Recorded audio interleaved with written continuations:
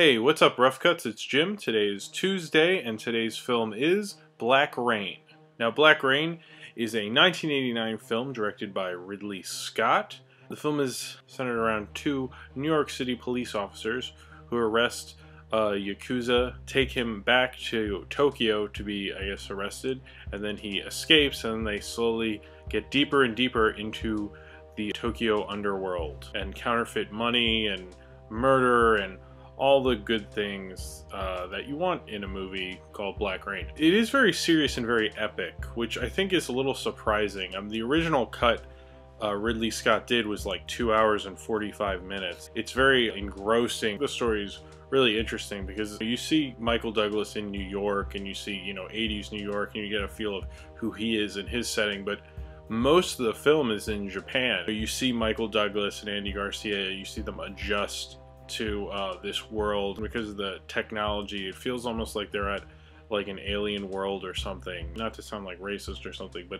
it feels like when they're in Japan, like they're in kind of a different world than they're used to. And I think, that's very true. They are in a different world, It's kind of shocking to see it from, this rainy, depressing, 1989 New York to 1989 Japan, which has a lot of, bright lights and colors. The whole fish out of water thing. I was surprised, one thing when I'm watching it, how good Michael Douglas is next to Andy Garcia. I think Michael Douglas basically steals every scene he's in with Andy Garcia.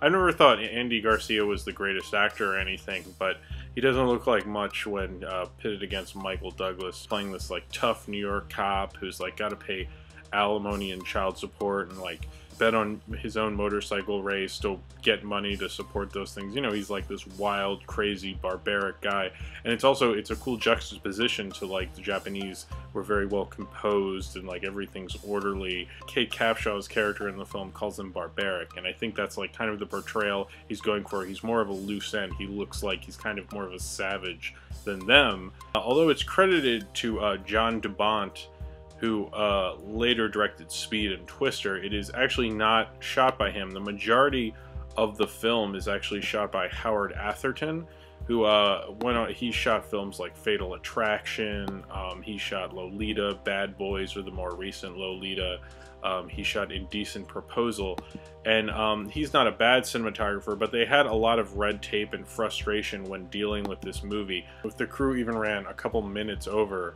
they would be asked to leave, and a guy would stand in front of their shot until they left. Howard Atherton got really kind of frustrated. Apparently Ridley Scott said he'd never shoot in that country again. There was so much red tape, and it was such a fuss. He just really didn't want to deal with it. And the last sequence of this film is actually shot in America. It's not shot in Japan. It's a shame that Howard Atherton left and then John DeBont was brought in. I think the cinematography in this film is pretty incredible. It's incredibly stylized. It's just really, really well shot. I saw it on a great Blu-ray transfer, and Jackie Chan was originally offered the villain role of Sato, which the guy who played Sato, Yakasuke Matsuda, I think, he was actually dying of bladder cancer at the time, but he still went through it and wanted to. He thought he'd be remembered forever in this role, and he's really good as Sato. Sato's the guy they arrest in New York and bring back to Japan, and he's a problem throughout the whole movie. You have this guy, with a sword on a motorcycle through Japan, like attacking people, and he puts his sword on the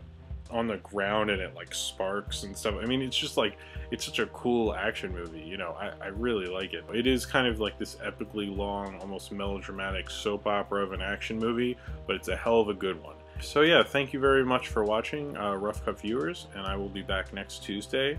And subscribe to my main channel, follow me on Twitter, Tumblr, and potentially VHX, and follow Earl Barrett Holloway's Tumblr because he did the image at the beginning and end of this video. And thank you all of you who watched my Halloween week of videos. They are still up. It started with my last Rough Cuts video and continued on for 4 more videos that are currently on my own channel. And that's it. Happy November.